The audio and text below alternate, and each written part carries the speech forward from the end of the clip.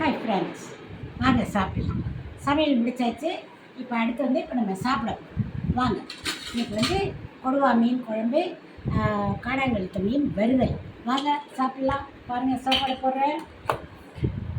என்னோடய பிளேட் இது. இதில் சாப்பாடு போடுறேன் பாருங்கள்.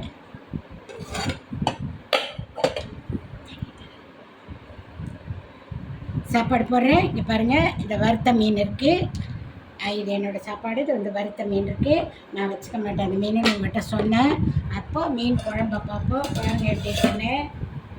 மீன் குழம்பு, ஒரு மாங்காய் அப்படி எடுத்து போட்டுக்குவோம். ஒரு மாங்காய், அப்புறம் ஒரு மீன் எடுத்து அப்படி போட்டுக்குவோம். அப்படியே குழம்பு அப்படியே ஊற்றிக்குவோம். ஒரு பச்சை மிளகாய் கூட எடுத்து போட்டுக்குவோம். பாருங்கள் எப்படி இருக்குன்னு. இந்த பச்சை மிளகாய் ஊற்றும் போதே அதை பார்க்கும் போதே வாய் ஊறும் ஆச்சா. அப்புறம் பாருங்கள் எப்படி இருக்குன்னு. அப்புறம் ஒரு முட்டை எடுத்து வச்சுக்குவோம்.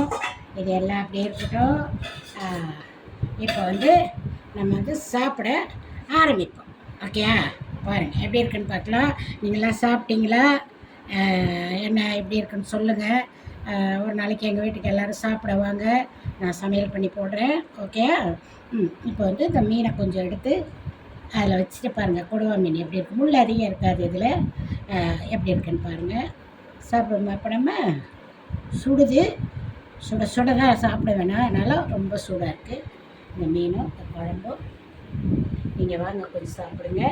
சாப்பிடுங்க.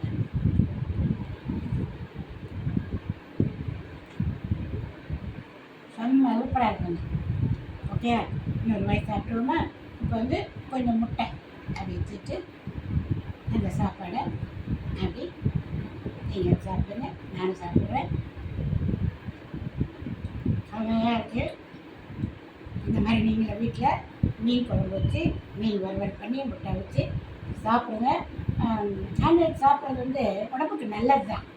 அதனால் அதெல்லாம் அவாய்ட் பண்ணாதீங்க. ரொம்ப வேண்டாம், கொஞ்சம் கொஞ்சம் அந்த வாசத்துக்கு சும்மா இந்த குழம்பு அந்த குழம்புன்னு ஒரு கணக்குக்கு உள்ளுக்குள்ளே சேர்த்துக்குங்க. ரொம்ப நல்லது. அடுத்த வீடியோவில் சந்திப்போம். பாய்.